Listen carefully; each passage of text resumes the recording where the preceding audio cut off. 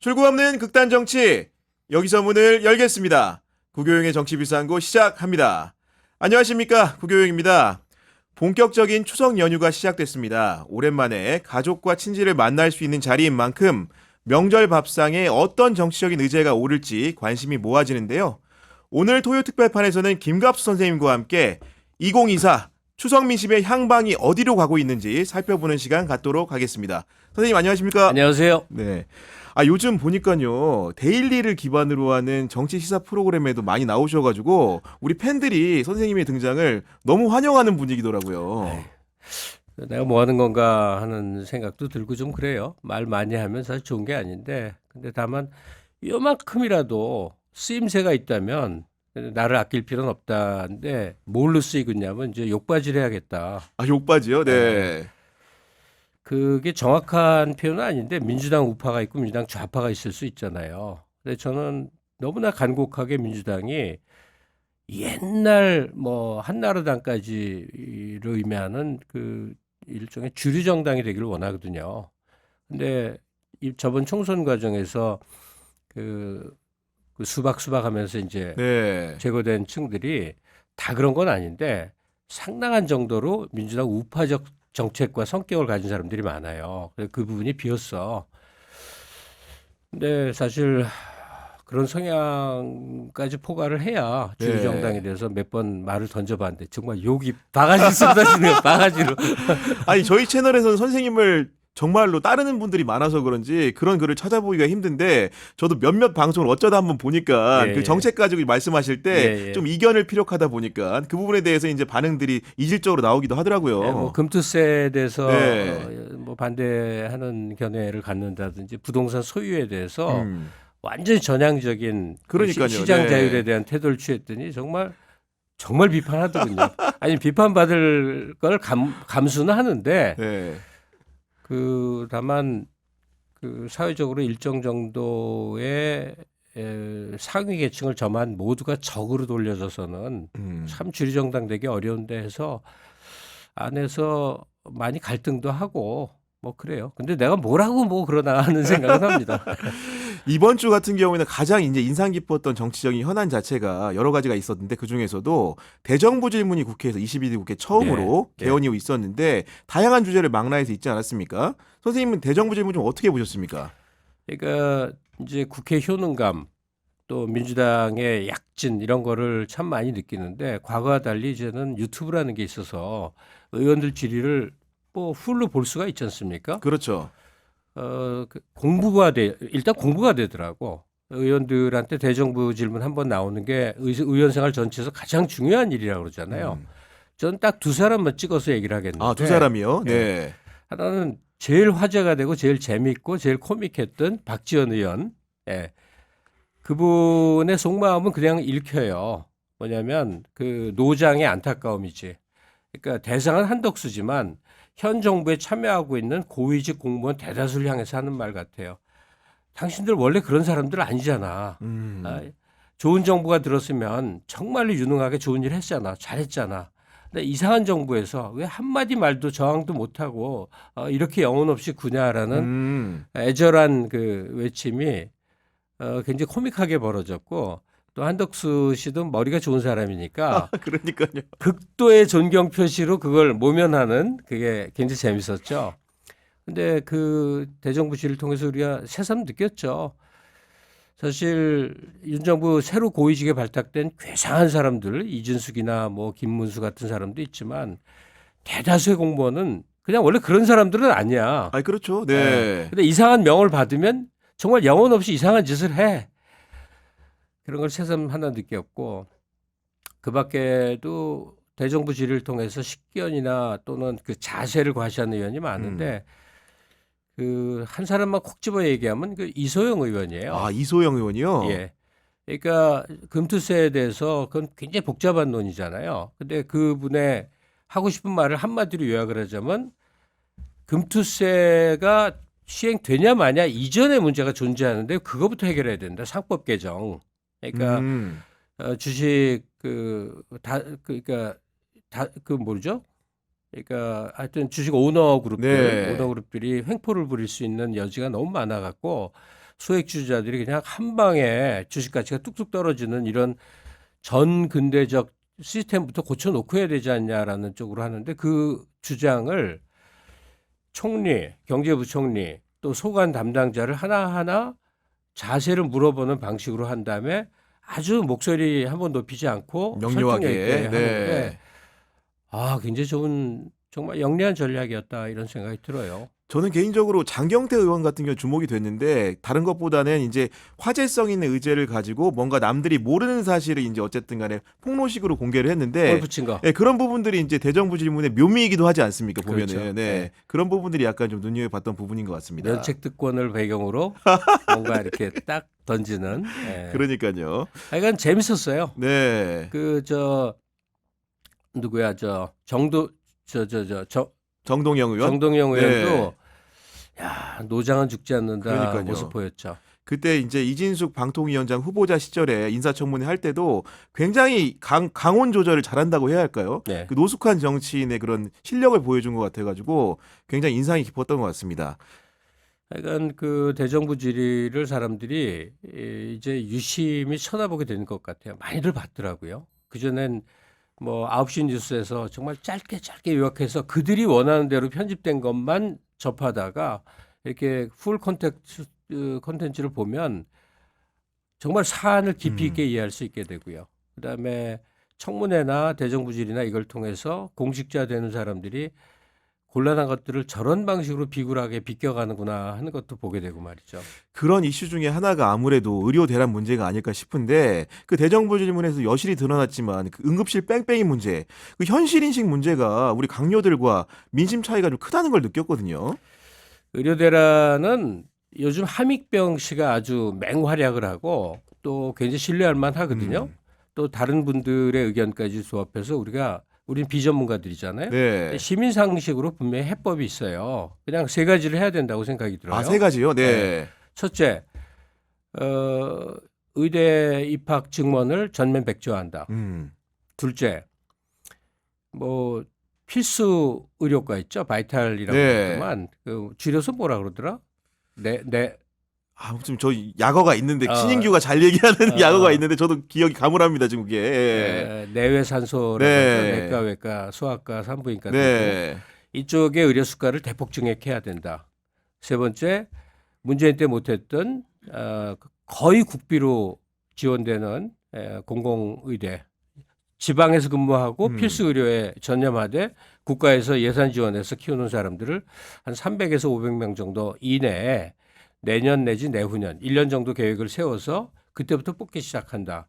이 세 가지를 시행하면 의료 붕괴가 방지가 될 수 있으리라고 봐요. 안 하겠죠, 근데 정부가? 네.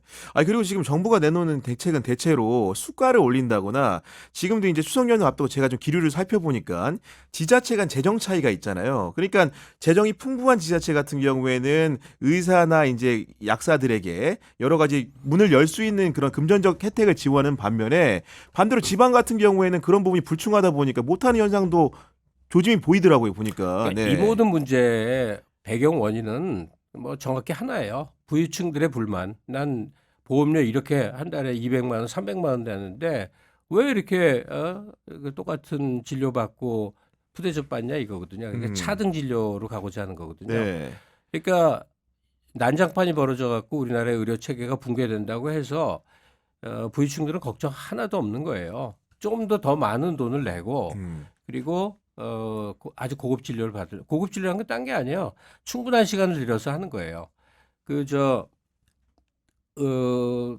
과마다 의사들이 의료 외적인 거 보는 거 그 기법이 있는 거 아세요? 그거는 잘 모르고 있는데요. 뭐 이렇게 외과 의사인 경우 상처를 바라보는 시선도 뭐 이름이 있더만. 근데 내과 의사 같은 경우는요. 환자에게 불친절하게 대하는 것도 방법이에요. 일부러요? 네, 일부러 불친절하게 해야 돼요. 왜 그런 걸까요? 너무 이상하죠. 네.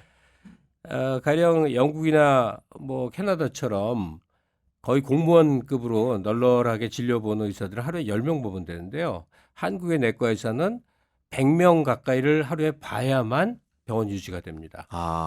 그래서 1분이나 3분이나 그 시간이 엄청 초다툼으로 바쁘거든요. 그래서 반드시 어떻게 하느냐. 잠깐 면담을 해서 이제 검사를 했단 말이에요. 네. 본 다음에 뭐라고 하고 말을 딱 끝낸 다음에 절대 눈을 마주치질 않아요. 아, 그 말이 두 개로 이어지니까. 아래만 봐요. 그러면 사람 심리는 100% 가다가도 불안하니까 근데 선생님 반드시 물어보게 돼 있거든요. 근데 그렇죠. 눈이 저도 맨날 그랬던 것 마주치면 같은데. 예. 그 답을 해야 되잖아요. 그러면 30초, 1분, 2분, 3분을 더 쓰게 돼. 그러니까 냉정하고 불친절하게 할 말 하고 나서는 딱 이 차트만 쳐다보고 눈을 안 마주치는 거야. 그래 하루에 100명, 120명, 심지어 180명을 그래서 볼 수 있는 거예요. 네. 이게 뭐냐? 박리담이에요. 의사들 수가가 그러니까 소득이 적은 대신 많이 봐서 소득을 늘려라 하는 거고 또 환자들은 좀 불편함, 불친절을 감수한다 하더라도 의료 접근성이 그래도 싸게 가면 또 바로 한 20분 내에는 의사를 만날 수 있다. 이게 우리가 만들어 놓은 체제거든. 근데 이제 그러니까 보험료 많이 낸 사람들은 억울하지. 한의원 가면 1시간도 얘기 들어주고 그러는데 보약 100만 원짜리 지으면 하루 종일도 얘기해 주는데 네. 그런 거 받고 싶은 거죠. 근데 결국은 사태 핵심이라는 건 응급실 문제로 이제 포함이 되는 그 상급 병원에서 이제 중간 역할을 하는 전공의들의 이제 실종의 문제인 건데. 당장은 응급실 네. 얘기를 하지만 문제는 인턴 레지던트 시스템이죠. 그러니까요. 네. 그거죠. 그 문제를 좀 정부가 근본적으로 해결을 해야 되지 않을까요, 이 차제에? 해결을 하는 게 아니라 원상복귀를 해야 네. 된다는 거죠. 그러니까 그 누가 생각해도 좋았던 한국의 의료 시스템을 이렇게 붕괴시키는 걸 보면서 우리가 뭘 느끼느냐 말이에요. 의료가 아니라 거대한 붕괴를 바라보고 있다. 그러니까 모두가 한국의 성장을 기적적으로 얘기하는데 그게 괜히 된 게 아니라 사람들이 노력만으로 되는 건 아니거든요. 노력에 포함된 그나마 시스템을 잘 구축해 온 것이 여기까지 온 건데 이번에 의료 붕괴가 보여주듯이 시스템이 붕괴돼 가는 과정을 현 정부가 그냥 마구마구 만들고 있구나. 그러니까 크게 보면 일본의 종속 국가였던 것에서 독립하는 피나는 과정 동안에 우리가 그나마 이룩했던 우리의 독자적 영역이 그냥 훼손되면서 일본의 종속 국가가 돼가는 것. 경제 영토라고 이만큼 그래도 수출 뭐 5위도 하고 6위도 했던 이것이 그냥 무너지면서 경제적 토양이 흐트러지는 거. 그리고 강론적으로는 지금 보고 있는 의료 붕괴라든지 뭐 그다음에 학교 뭐 온갖 것들이 망가지면서 이걸 주도하는 게 공직사회라는 게 너무 가슴이 아프죠. 저 개인적인 얘기를 하자면요. 저는 어쩌다가 이 나이에 내가 이렇게 우국을 하고 있나. 일제 때 독립운동가나 하는 게 우국인데 나라 걱정이라는 게 난 그러고 싶지 않거든요. 뭘 하고 싶냐면 개인적 행복, 개인적 자유, 개인적 권리를 누리고 싶었어요. 세상하고 무관하게. 그러려면 공공이 건강하게 돌아가야 되는 거 아니에요. 네. 공공이 잘 버텨주면 그 안에 개인적 권리, 개인적 자유, 개인적 평온이 존재할 거 아니에요. 근데 이건 뭐 다 깨지고 있는 판이니까 모든 사람이 지금 내가 만나는 모든 사람은 다 지금 우국지사예요. 그러니까 선생님이 우국지사가 되실 수밖에 없는 환경 중에 하나가 또 곱씹어 보면 예를 들면 최근에 이제 김영석 독립기념관장 임명의 문제라든가 김문수 고용노동부 장관의 임명이라든가 이진숙 방통위원장 임명을 통해서 고위 인사들이 정부의 인사들이 요직의 인사들이 문제가 있다는 평가 뒤따르지 않습니까? 그러니까 임명해 보니 문제가 있었던 사람인데 이게 아니잖아요. 고의적으로 이제 그런 성향의 우리가 이제 뉴라이트라고 부르는 성향의 사람들만 이제 뽑은 건데 이 대한민국 수립 이후에 두 가지의 극단적 그 사상이 있었어요. 하나가 주사파고 김일성주의에 남한 학생들이 김일성주의에 매몰된 것. 또 하나가 뉴라이트. 우리를 지배했던 일본을 숭상해. 근데 또 재밌는 게 뉴라이트가 또 주사파예요. 주사파가 전향해서 그렇죠. 뉴라이트가 된 게 태반이니까. 재밌네. 그런데 이게 사회 일각의 극단적 흐름이라면 그 일종의 그 병이나 질환을 앓듯이 안고 갈 수는 있는 건데 이게 집권을 해버렸네. 진짜 정말 끔찍한 세상이 왔구나 하는 생각이 들어서요. 이들이 어디까지 무슨 짓을 할지. 아니 근데 저는 문제는 인사권자라든가 총리도 그렇고 얘기하는 것들 들어보면 뉴라이트에 대해서 나는 모른다 이런 얘기를 하는데 그게 적절한 항변은 아닌 것 같거든요. 이건 말도 안 되는 얘기인데 실제로 모를 수는 있는데 어쩌면 이게 한 사람이 모든 인사를 다 하고 있는지도 모르겠어요. 한 사람이. 누군가가 네. 김건희 아니고. 네. 그러니까 윤석열 대통령의 여러 행태를 보면 그동안 술 먹고 출세지향적인 그 인적 관계 맺고 하느라고 무슨 뭐 사상적 태도를 가질 염두가 없잖아요. 그랬을 것 같아요. 네. 그러니까 밤마다 전화한다는 그 소살소살 거리는 사람들에게 엄청나게 경도돼 갖고 지금 이준석을 발탁해 김문수를 넣어야 돼, 뭐 김영석을 해야 돼, 뭐 이런 모든 것들이 몇몇 우리들은 알고 나이 든 사람들은 아는 이 극우 유튜버들이 있거든요. 그들에게 설득돼서 계속 주입되면서 그냥 기가 막히게 그런 사람들만 핀셋으로 뽑듯이 해서 탁탁탁 꼽고 있는 거 아닌가 그런 생각이 드네요. 아니 사정이 아까 말한 대로 곱씹어 보면 여러 가지 부문에서 이제 문제성 조짐들이 있다 보니까 그 어제 이제 한국갤럽의 여론조사 결과가 발표가 됐는데 매주마다 하는 거죠. 대통령이 국정수행 평가에서 잘하고 있다는 응답이 20% 역대 최저치를 기록했습니다. 현직 대통령 재임 기간에요. 좀 어떻게 좀 보셨습니까? 그러니까 이게 유일한 희망인 거죠. 그러니까 폭정과 학정을 펼치는 정말 괴상한 정권이 등장을 했는데 수많은 독재 국가들은 대중이 오히려 그 독재자에게 열광을 하고 끌려다니고 뭐 친정부 시위를 하고 막 이런단 말이에요. 또 그들이 막 민간 영역에서도 이권을 배경으로 해서 막 그냥 주먹질하고 정말 거의 아노미 상태의 모습을 많이 보이는데 우리는 과거 이제 군사 독재 시절을 경험했으니까 알잖아요. 껄핏하면 공안기관에 끌려가서 줘 맞거나 또 정치권 같은 데 깡패들이 동원되거나 그랬잖아요. 근데 이제 시민들이 반응할 수 있는 통로가 열려 있고 70%는 하여간 이 정부에 대단히 곤란하다는 태도를 취하고 20%는 지지를 하고 10%는 무관심하고 네. 이러면 사실 이 정권은 붕괴돼야 마땅한데 이게 그 고위층을 중심으로 권력 체계라는 게 그렇게 대통령제는 함부로 안 바뀌는데 그리고 이런 여론에 신경도 안 쓰는 정권이다 보니까 이런 최저 지지율을 안고 가는데 이게 이제 그 풍선 같은 거 아니겠어요? 예, 어디 균열나면 빵 터지는 터질 것 거죠. 같은. 네. 그러니까 모두들 뭐 사건 하나 김건희 저 총선 개입 뭐 하나 터지면 그래서 그냥 열광적으로 무슨 일 안 나나 이러고 있는데 역사의 그 대격변이나 큰 사건은 보면 딱 적당한 시점에 적당한 방법으로 떠오르지는 않더라고요. 경험적으로 보면. 적당한 시기에 적당한 법으로 오지 않고 뭔가 의외의 순간에 갑자기 오나요, 보통은? 네. 그러니까 물이 이제 부글부글 끓어서 네. 팍 끓어오르잖아요. 네. 그게 우리가 예상할 수 없는 방향으로 항상 오더라고. 그 11.26 같은 것도 부마 항쟁 때 시작이 되잖아요. 부마 항쟁이라는 게 바로 바로 그 시기예요. 그렇죠. 11.26 네. 바로 전에. 근데 그때 위수령 내려진 가운데서도 부산 마산 시민들이 용감하게 시위를 했는데 그때는 동아일보가 이제 사람들이 다 쳐다보던 꼭 진보라기보다도 하여튼 민족 정론지 같은 역할을 했는데 안 잊혀지는 그 일면에 이만큼 실린 사진이 있는데 시위대들이 이렇게 쫙 있고 그 사과 장수가 네. 옛날 리어카에다가 이제 싣고 다니잖아요. 사과 장수가 리어카에 있는 사과를 시위대를 향해서 확 쏟아져요. 그게 뭐였냐면 이 사과 먹고 힘내라는 거야. 그러니까 그렇게 한 마음으로 그 피눈물 나게 하던 그런 모습이었는데 그때 이제 차지철이 탱크를 밀어서 한 100만 죽이면 조용해진다고 네. 그랬잖아요. 실제로 그런 일 벌어질 뻔했거든요. 진짜 그때 무서웠다고.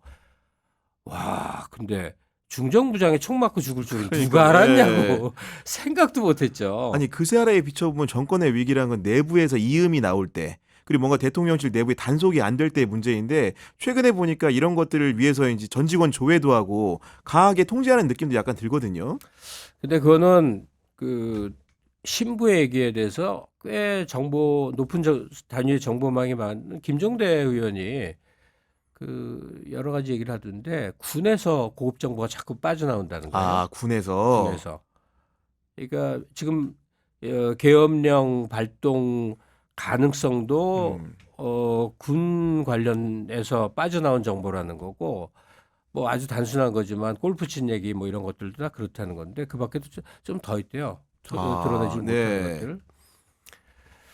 안에서 이제 내부 고발이 이루어지고 그러니까 이 익명으로 몰래 처음에 나오는 형태가 되죠. 그러다가 이제 뭐 윤석양 이병식으로 이제 공개적인 인터뷰나 네. 이런 거 나오고 그러는데 어쨌든 그 공조직 공무원 조직의 하부 단위는 벌써 위반 현상이 엄청나게 심한데 요번 기회에 취약한 정권에서 잘 보이면 내가 그냥 급 출세할 수 있어라는 사람들이 아직은 버텨주고 있는데 아슬아슬하지 않아요?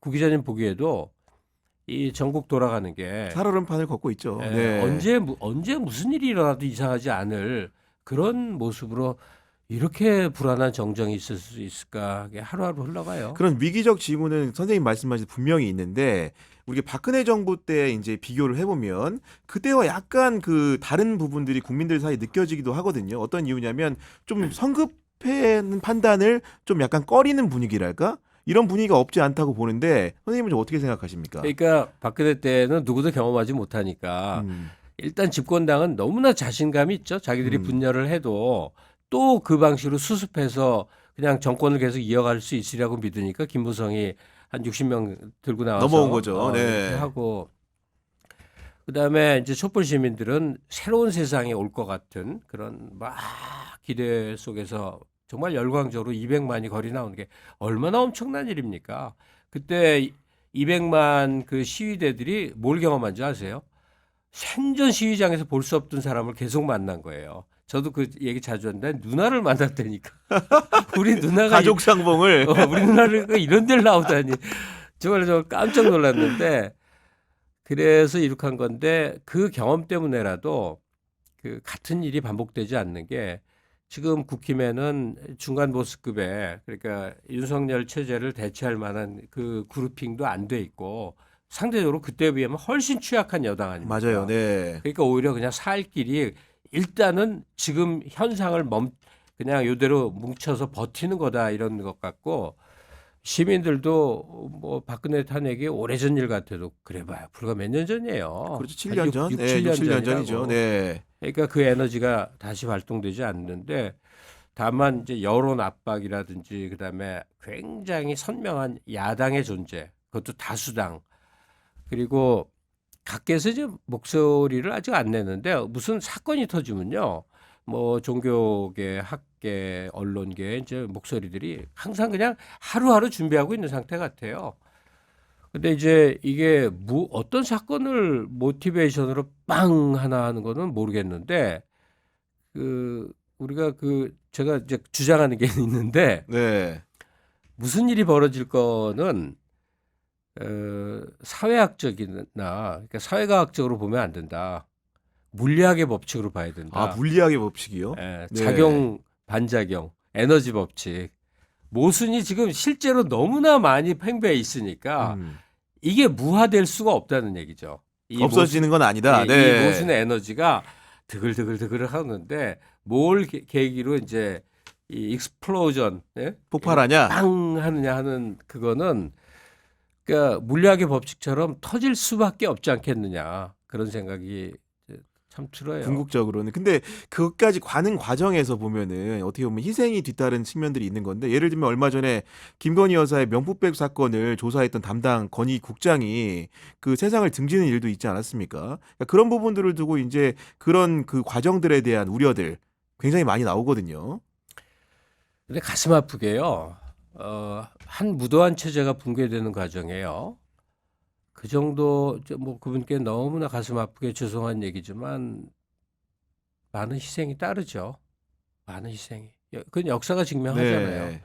그러니까 어떻게 하면 정말 적은 희생으로 이 위난의 세태를 극복할까 이런 생각은 하지만 이제 민주당이 그나마 선제적으로 계엄령 예방 주사를 놔갖고 조금 어렵지 않겠나 하지만 이런 일이 없이 어느 날 계엄령 빵 터졌을 때 시위대에게 발포했으면 또 수백 명 수천 명 민간인 희생자가 날지도 모르고 또는 이제 어떤 형태로 북한 교전이라면 전시 체제로 들어가면 이 현장에서 죽는 사람 못지않게 외자가 다 빠져나갈 테니까 경제가 그냥 완전히 완전 침몰해갖고 그로 인한 자살자가 또 얼마나 많이 생겨나겠습니까? 네. 하여튼 예상할 수 있는 건 다 끔찍한 그림인데 그래도 현 상황이 그냥 그대로 온전해서 가는 것보다는 낫겠다는 것 때문에 희생하고 희생당하는 사람이 나타나는 거겠죠. 이전 정부와 지금 정부의 확연히 다른 점이라고 한다면은 아무래도 이제 김건희 여사라는 배우자 문제를 빼놓고 얘기할 수가 없을 것 같아요. 늘 보면은 대통령실이 공개한 사진들이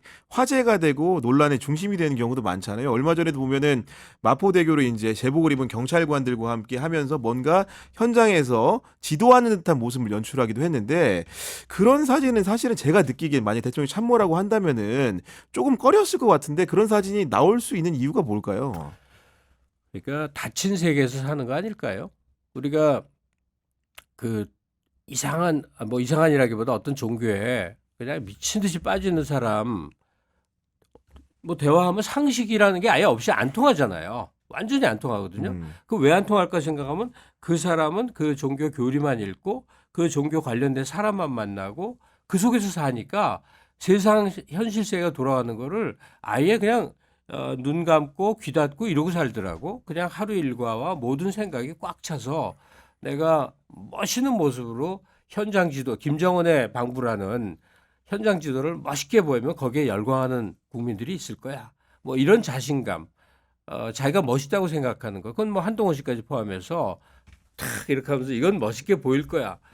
뭐 이런 속에 빠져 있는 거 아닐까? 그런 생각이 네. 들어요. 물론 개인적으로는 그런 것들이 정부를 제대로 운영할 방편이 되고 뭐 국민들이 설득할 수 있으면 그것대로 장점이 있겠지만은 그러기엔 사실 김건희 여사 같은 경우 최근에 이제 드러난 여러 가지 이제 이슈들을 보면 그 리스크가 좀 많다고 해야 될까요?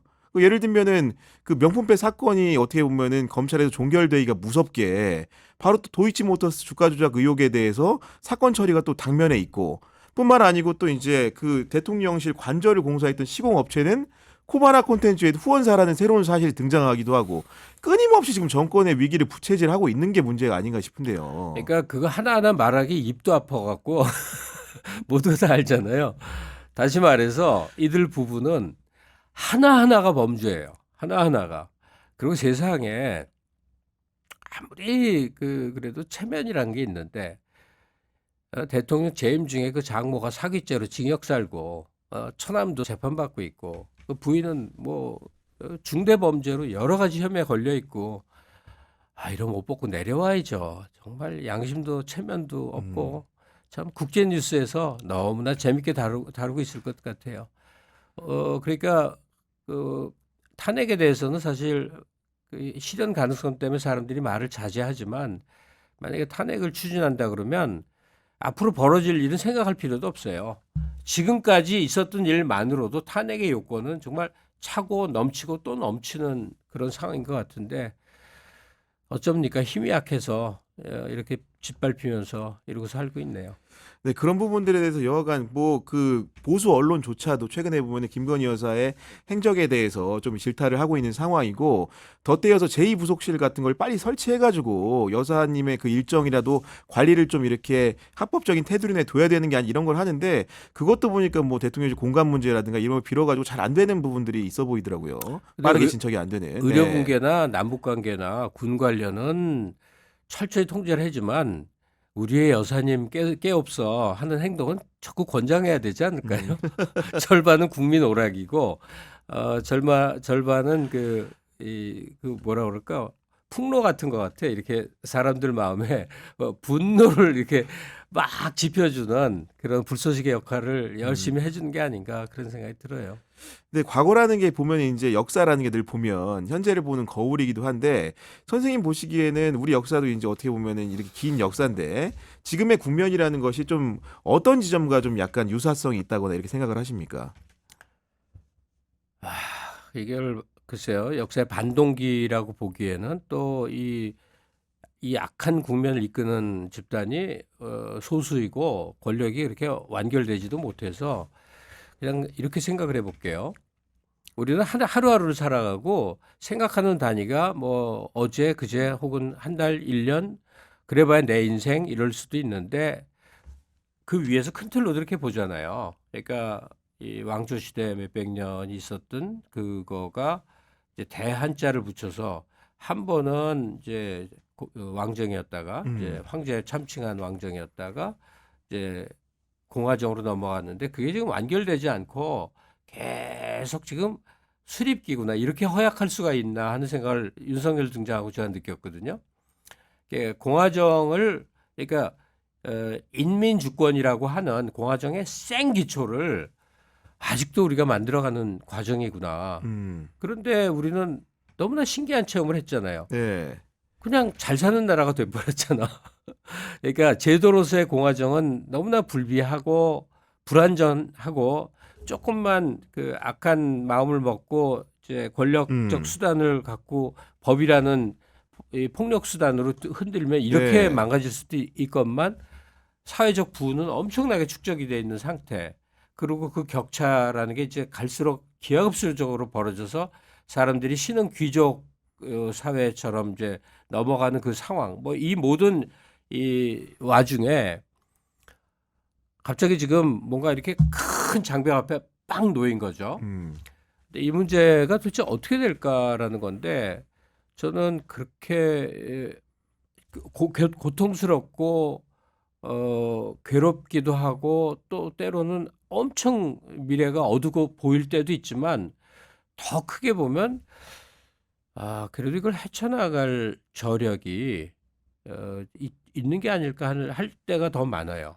그러니까 윤석열 체제라는 건 이제 2년 반인데 그게 3년이 될 수도 있고 심지어 5년이 될 수도 있는데 그거는 우리가 성장하고 극복해 나가는 긴 역사라는 맥락에서 보면 정말 어떤 작은 돌뿌리의 시기 같은 것일 수도 있는 거예요. 그러니까 마냥 어둡고 부정적으로만 생각되지는 않는다고요. 이런 상황에서 이제 보수적인 성향을 가졌다고 평가받는 예를 들면 이상돈 뭐 중앙대법대 명예교수라든가 뭐 김종인 전 국민의힘 비상대책위원장이라든가 이런 분들도 서서히 정권에 대해서 굉장히 나를 선 말씀들을 많이 하고 있거든요. 정통 보수는 지금 거의 다 돌아섰죠.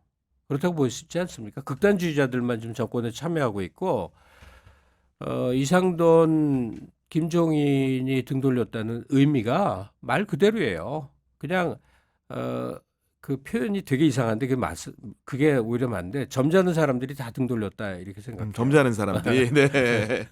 방귀 뀌는 사람들이 다 등 돌렸다 이렇게 보면 될 것 같은데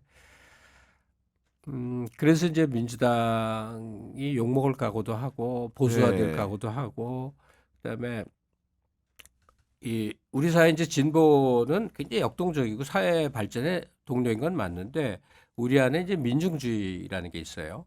그러니까 민중주의가 선이었던 시절이 있습니다. 그러니까 대다수가 그러니까 소득으로 볼 때 대다수가 이제 저소득이었던 시절에 그 민중주의라는 거는 사회를 이렇게 추동하는 힘이었어요. 근데 지금 우리는 집이 허물어져 갈 때 집을 완전히 해체해 갖고 새 집을 짓는 방법이 있고 보수해서 기둥을 잘 보수해서 이렇게 하는데 우리나라가 어느 쪽이라고 생각이 드세요?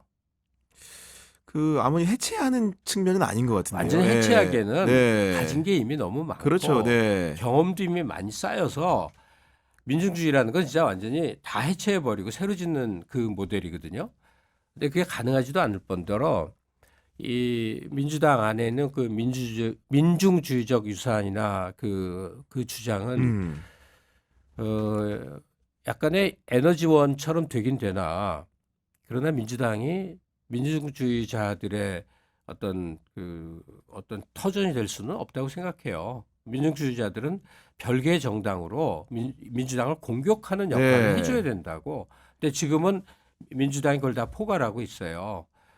반면에 국힘당쯤에서 주장할 만한 많은 주장이 민주당 내에서도 존재해야 된다고 저는 포용적으로. 생각해요. 네, 많이 네. 그래야 돼요. 그게 되게 이상하게 들리겠지만요. 그 대한민국이라는 국가 체제를 유지해온 정책의 근간들 많은 게 국힘과 민주가 구분될 수 없는 것들이에요. 뭐 쉽게 말하면요. 관료가 안 바뀌었어요. 문재인이 집권을 하나 노무현이 집권을 하나 김대중이 집권을 하나 그 관료는 그대로죠. 보수 정권의 네. 그 관료가 그냥 승진해서 그대로 쓰인다는 그게 뭘 의미하는 거냐면 계속되는 제도와 정책의 연속성이 있는데 거기서 약간의 편차가 있었던 거예요.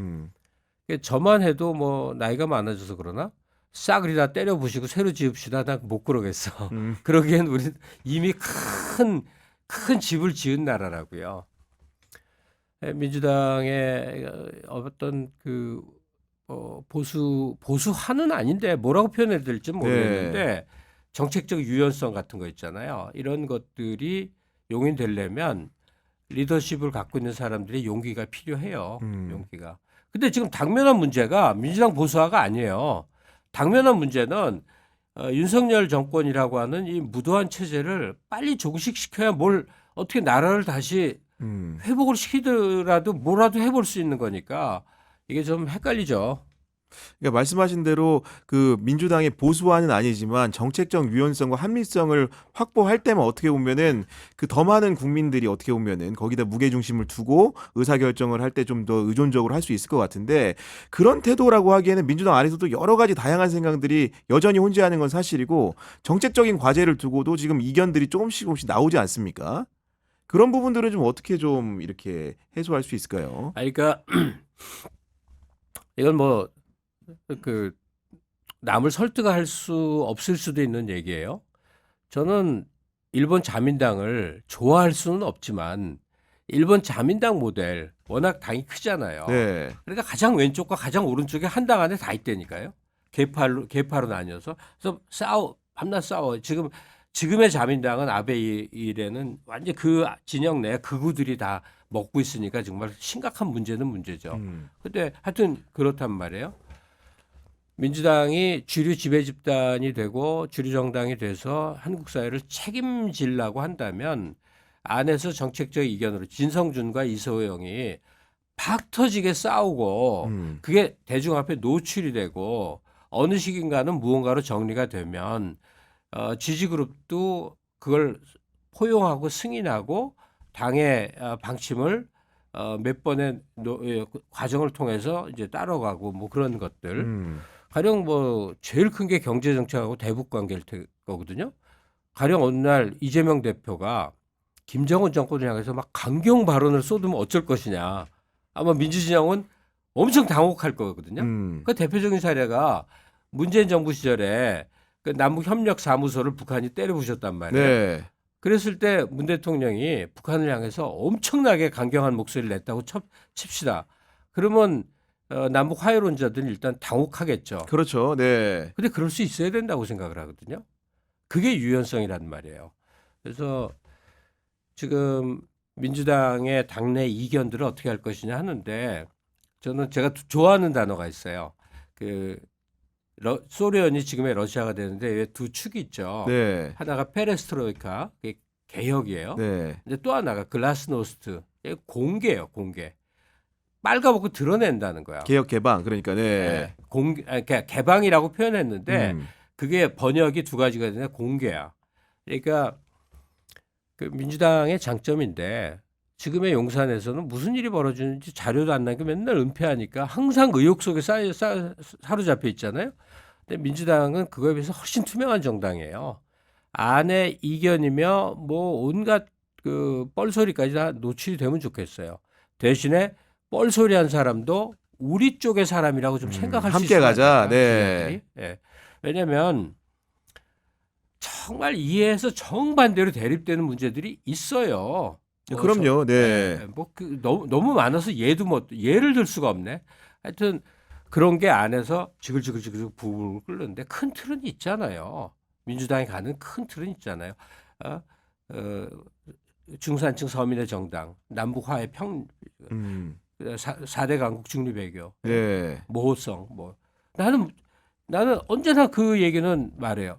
정책은 선명하되 민주당의 방향은 모호해야 된다. 아리까리 해야 된다. 민주당이 선명하면 어쩔 것이냐.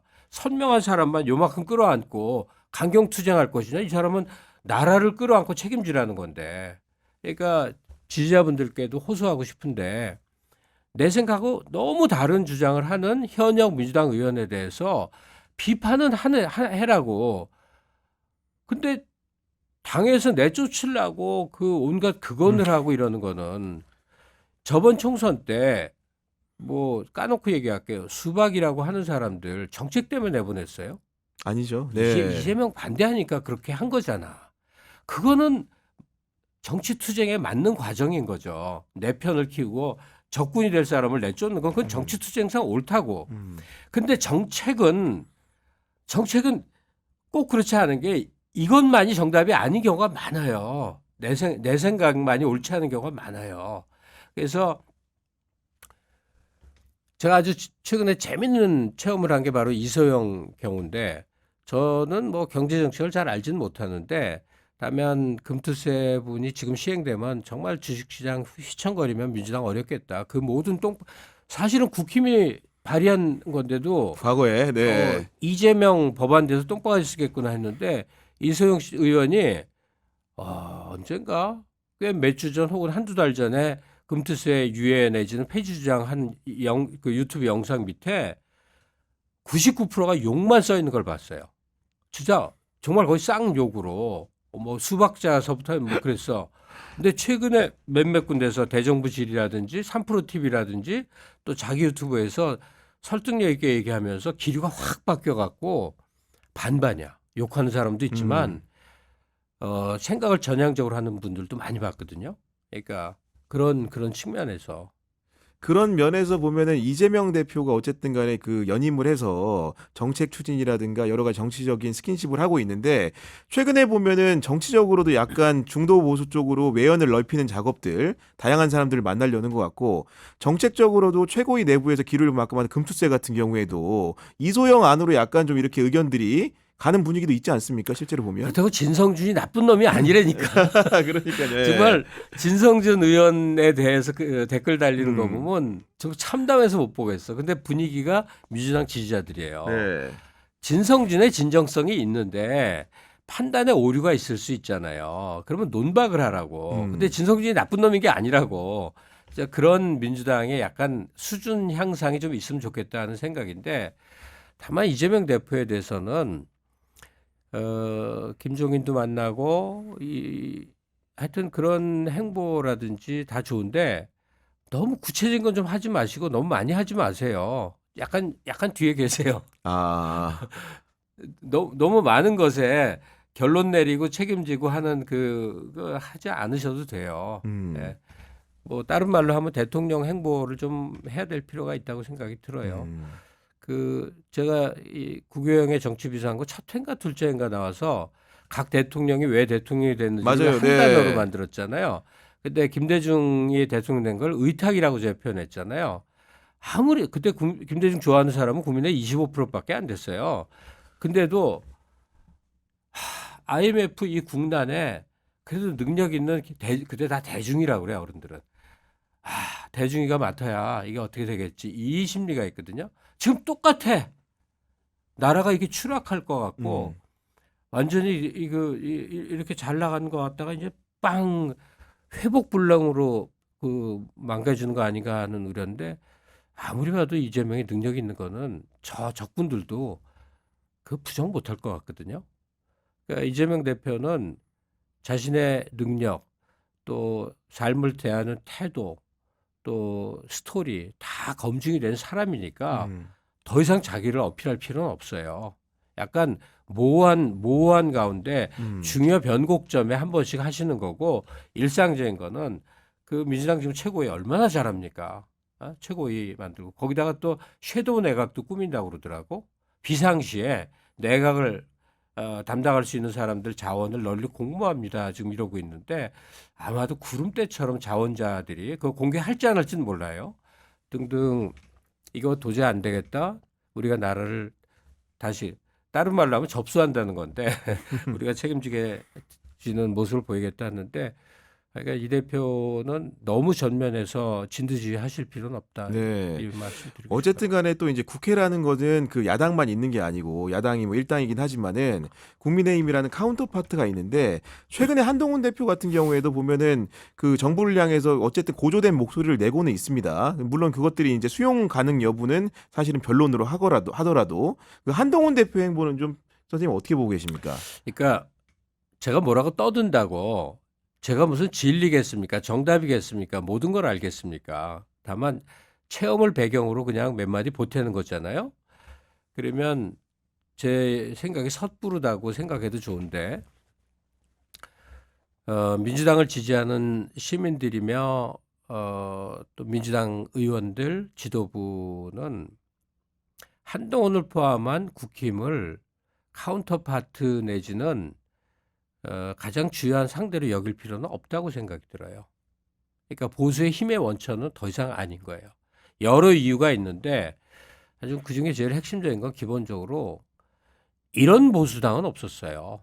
저는 박세일이 있었고 그러니까 쟁쟁한 시절에 보수 저는 민주당을 지지를 이탈한 적은 단 한 번도 없습니다. 근데 이게 어쩔 수가 없구나 할 그 승복이 되던 쟁쟁한 보수당을 기억하고 있어요. 그 사람들은 세상을 바라보는 시야며 말 한마디가 달랐어요. 구룡이라고 하는 사람들 다 그랬어요.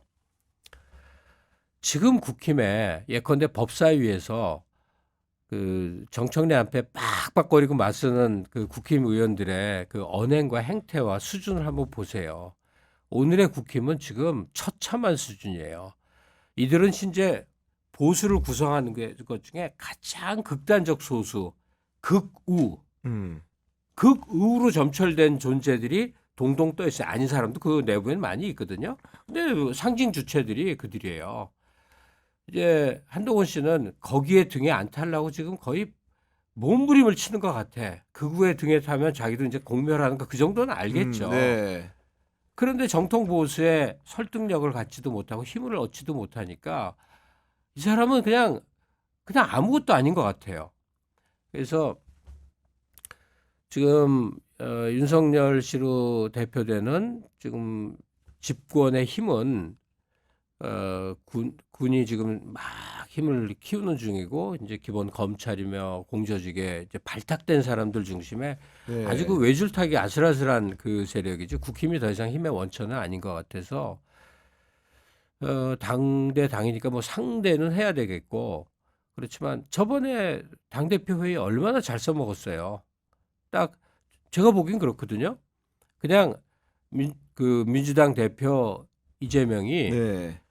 너무나 지금 힘들고 힘없는 한동훈에게 이렇게 좀 배려해 준 그 모습이라고 생각이 들어요. 그러다고 진지한 협상 대상으로 쳐다나 봤냐고요.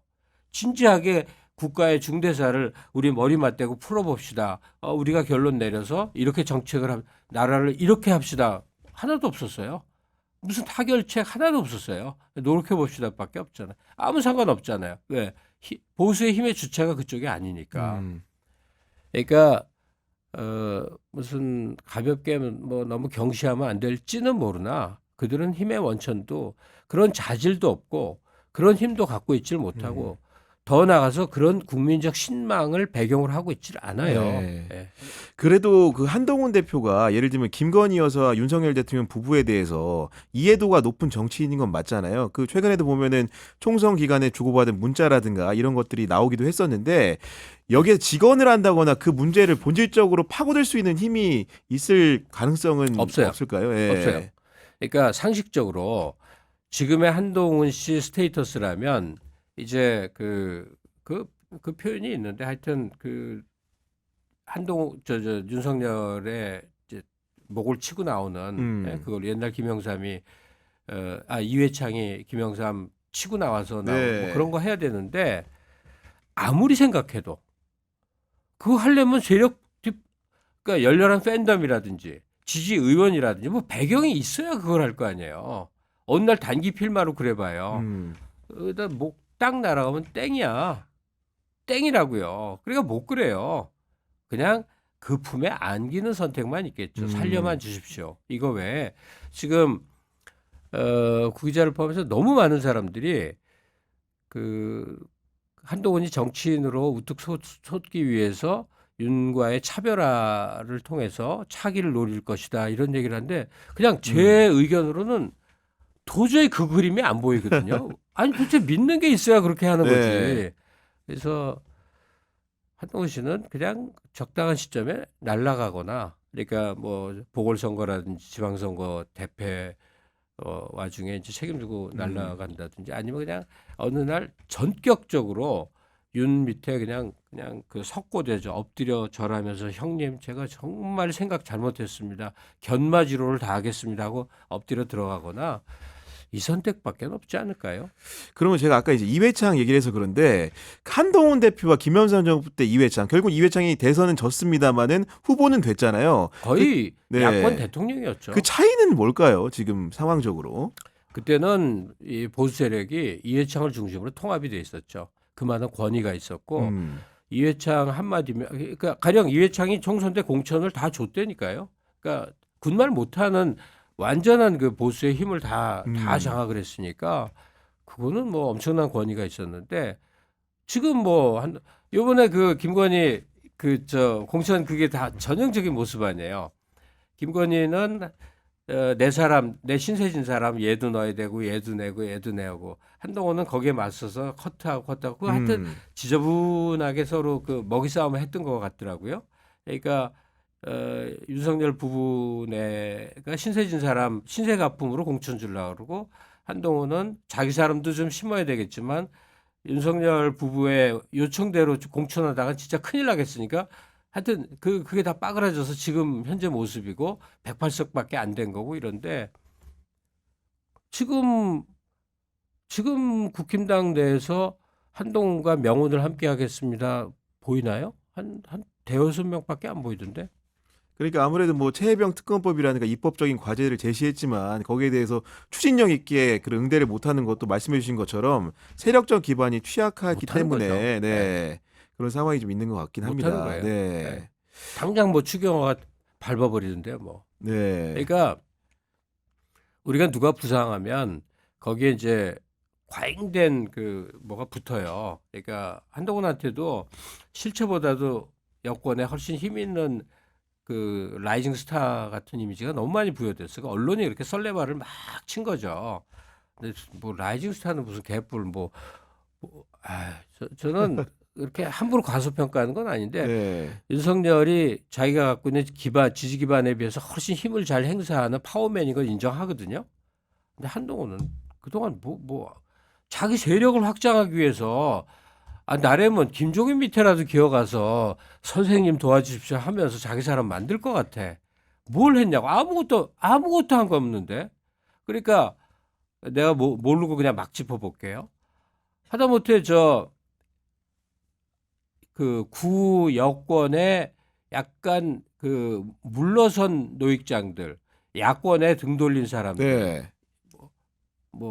이상한가? 천정배 이상한가? 하여튼 네. 내 사람으로 여하간, 만들기 위해서 뭐 부지런히 할 거 있잖아요. 정치 작업들을 세력 확장을 위해서 그게 매일매일 들썩들썩 움직이는 게 정상인데 맨날 반신욕하고 있다며요.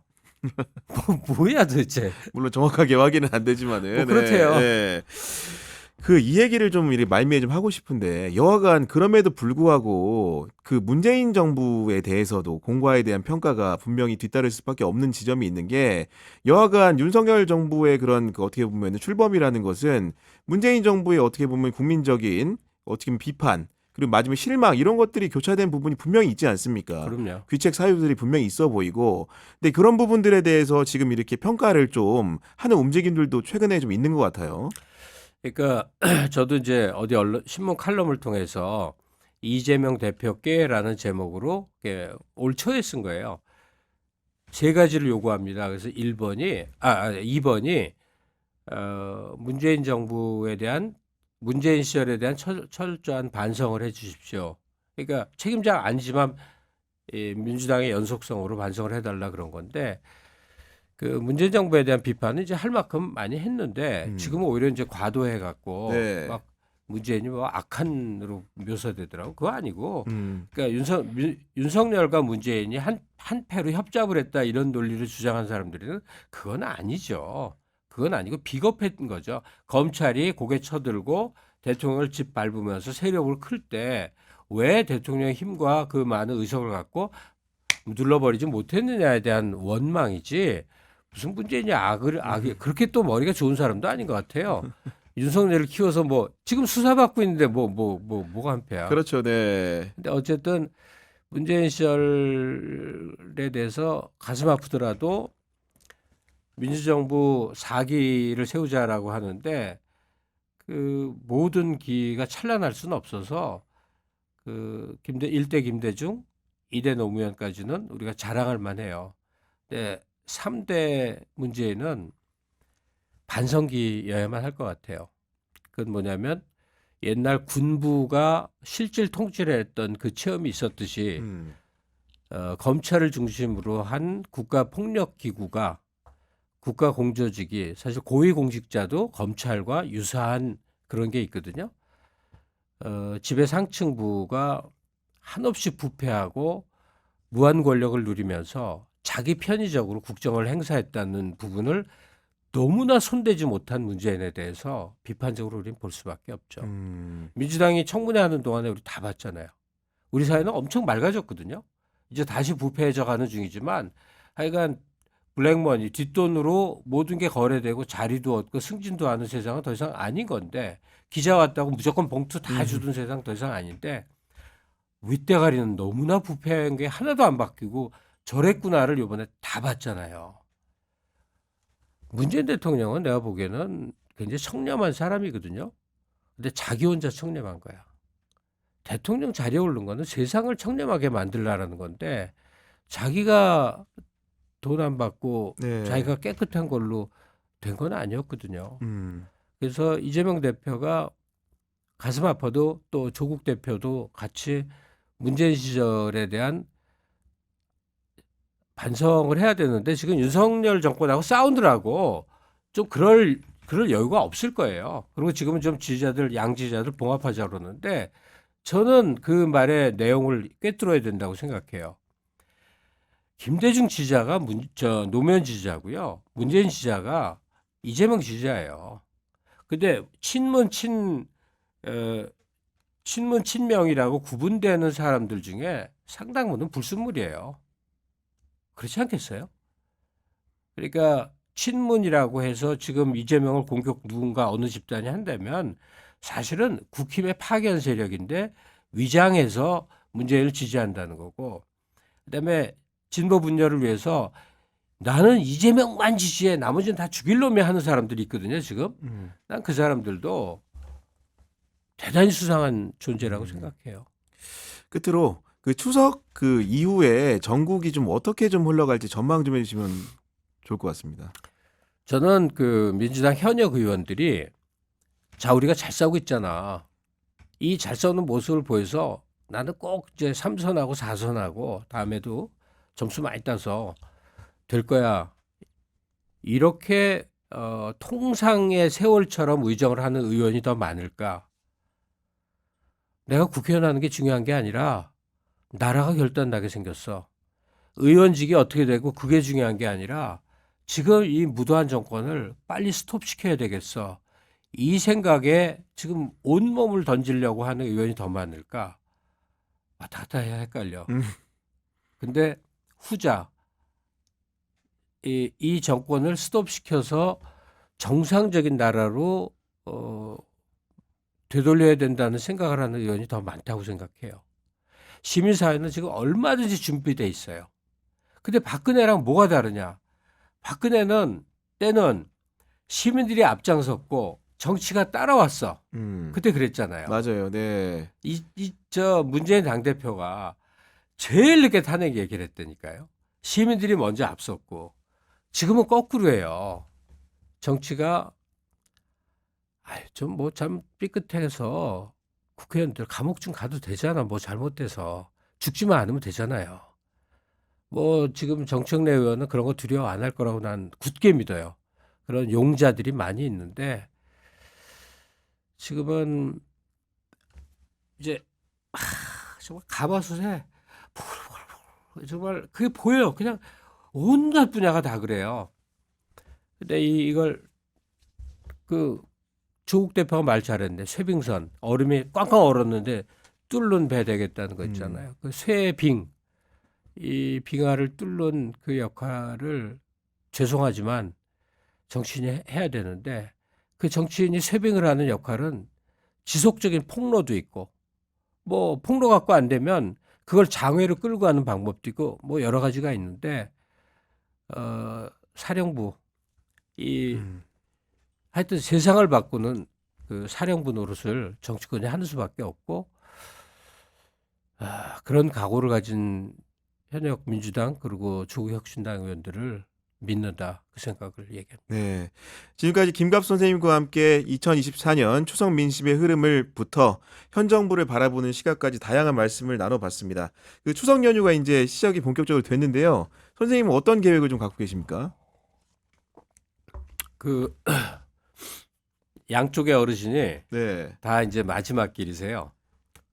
호스피스 아, 정도. 아이고. 그래서 평시와 똑같은 네. 하루가 갑니다. 그냥 병상 지키고 집에 오고 네.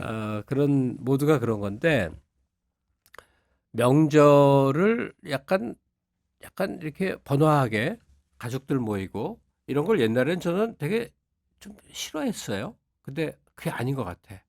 그냥 많이들 모이고 음식도 많이 차리고 배탈도 좀 배탈 요즘은 안 된다. 좀 이렇게 시끌시끌한. 네. 명절처럼 보내고 이런 게 좋았다. 네. 그런 생각합니다. 네, 앞으로도 사회 현안에 대해서 다양한 주제로 선생님과 얘기 나눠보도록 하겠습니다. 아니 네. 그 오늘 또 뭐 주저리 온갖 얘기를 했습니다만 그 어두운 세태만 제가 계속 얘기했잖아요. 근데 그 마지막 얘기 잠깐만 할게요. 굉장히 낭망이 되고 어떻게 이렇게 세상이 망가지나 하는 그 소위 우국의 충정을 느끼다가도요. 또 다른 각도로 이렇게 보면 이대로 당하고 이대로 무너지지는 않을 것 같아 하는 여러 가지 조짐도 봅니다. 그래서 저보다 많이 젊으신 분들 있잖아요. 그런 분들은 그렇게 이 나이 든 사람의 걱정을 따라할 필요는 없고 다만 당신들이 참여하는 정말 분명한 방법이 있다. 나와서 시위해달라는 거 아니다. 정치 참여하라는 거 아니다. 그냥 유튜브라도 봐라. 돌아가는 것만 보고 있으면 된다. 보고 있으면 돼요. 예. 그게 그 옛날 이반 일리치라고 아주 위대한 그 교육 철학자가 있어요. 우리 때는 열심히 공부하던 사람인데 그 프랙시스라는 그러니까 브라질 언어죠. 프랙시스라는 용어를 쓰는데 그 실천이라는 의미를 가져요. 그 실천은 뭐냐면 사실을 아는 게 실천이라는 거예요. 우리는 실천은 보통 나가서 시위하고 네. 몸을 던지는 걸 많이 얘기하거든요. 근데 이반 일리치가 얘기했던 그 프랙시스의 출발은 사실을 아는 거예요. 뉴스라도 보고 유튜버들의 하소연이라도 듣고 이런 토론이라도 보면서 옆 사람에게 한마디라도 하는 거. 이게 프랙시스라는 얘기를 꼭 드리고 싶어요. 네. 마지막까지 굉장히 뜻깊은 얘기 해주신 것 같습니다. 구독자 여러분 모두 이번 추석 무탈하게 잘 보내시길 기원하겠고요. 구교의 정치비상구는 월요일 오후 4시에 또 여러분 찾아뵙도록 하겠습니다. 경향TV 구독, 좋아요 꼭 좀 부탁드립니다. 긴 시간 시청해주셔서 감사합니다.